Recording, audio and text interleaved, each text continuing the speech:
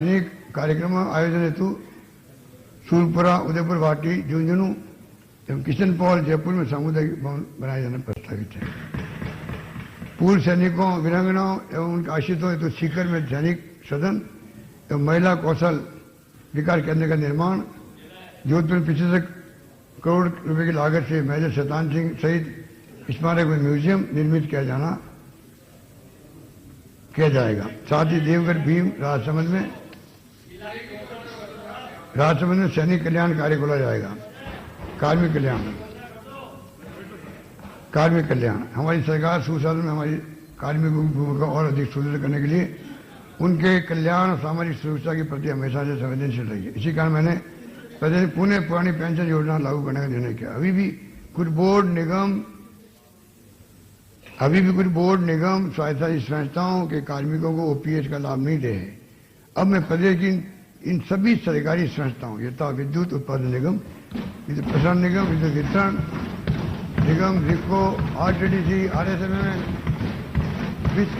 विश्वविद्यालय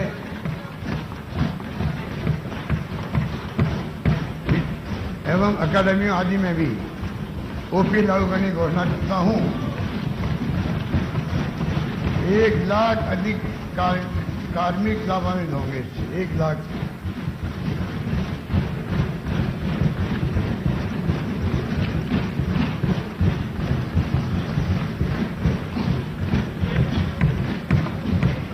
अध्यक्ष महोदय, शादी कार्य पूर्ण पेंशन प्राप्त करने के लिए वर्तमान अहर सेवा क्वालिफाइंग सर्विस की अवधि को 28 वर्ष से घटाकर 25 वर्ष करना प्रस्तावित करता हूँ।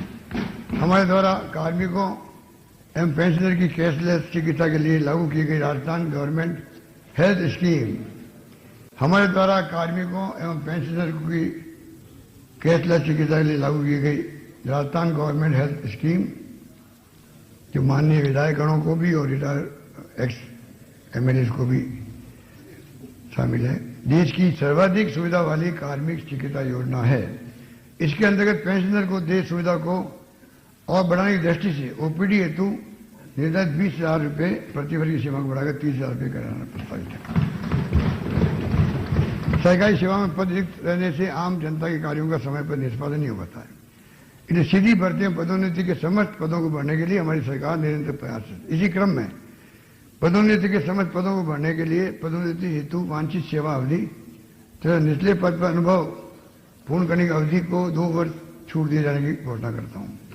कार्मिकों के एक ही पद पर स्टैग्नेशन की समस्या को देखते हुए प्रदेश में 25 जनवरी 92 से सिलेक्शन ग्रेड समयबद्ध रूप से देने की व्यवस्था की गई थी। इसके अंतर्गत 9, 18, 27 वर्षों पर प्रमोशनल पोस्ट का पे स्केल दिए जाने का प्रावधान था। 6ठे वेतन आयोग की अभिशंसा के आधार पर केंद्र सरकार द्वारा एसीपी एश्योर्ड कैरियर प्रोग्रेशन को संशोधित कर लागू किया, जिसके अंतर्गत 10, 20, 30 वर्षों पर एक आगे की पे स्केल देने का प्रावधान किया गया।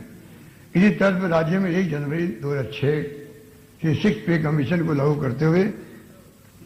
करते समय सिलेक्शन स्केल के स्थान पर एचईपी की व्यवस्था लागू की गई।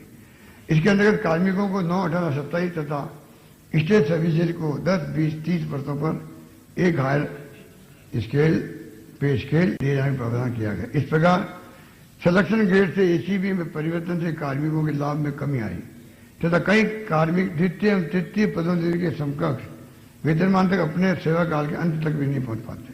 कार्मिकों की समस्या एवं लंबे समय चली आ रही उनकी मांग को देखते हुए अब मैं एचईपी में पुनः संशोधन करते हुए स्टेट सर्विस सहित सभी कार्मिकों को 1,992 स्वीकृत की गई सिलेक्शन ग्रेड की तर्ज पर एचईपी के अंतर्गत 9, 18, 27 वर्ष की सेवा पूर्ण करने पर प्रथम, द्वितीय और तृतीय पदोन्नति वाले पे स्केल दिए जाने की घोषणा करता हूं।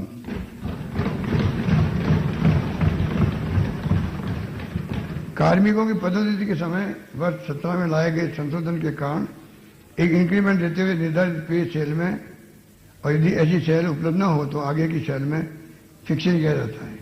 ऐसे में सेम सेल होने की स्थिति में मात्र एक ही इंक्रीमेंट का लाभ मिलता है। अब मैं ऐसी स्थिति में भी आगे आने वाली सेल में फिक्सेशन करने हेतु नियमों में संशोधन किया जाना प्रस्तावित करता हूं। साथ ही कर्मचारियों को इंक्रीमेंट का समुचित लाभ देने की दृष्टि से भविष्य में इंक्रीमेंट कि 2 तिथियों 1 जनवरी और 1 जुलाई का विकल्प दिया जाना प्रस्तावित है।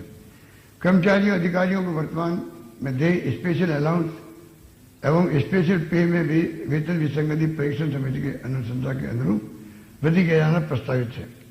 हमने पूर्व से कार्यरत संविदा कर्मियों को भी सीधे ही Rajasthan contractual hiring to civil post rules 2022 के अंतर्गत दिए जाने का प्रावधान कर इनके स्थायी परमानेंट होने का मार्ग प्रशस्त कर दिया है।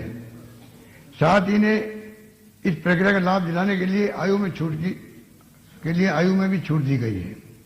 अब मैं अन्य सेवाओं से आईएएस में चयन के समय पूर्व में की गई सेवा का लाभ दिए जाने की तर्ज पर इन संविदा कर्मियों को भी नवीन संविदा नियमों में आने से पहले की सेवा का लाभ दिए जाने की घोषणा करता हूं।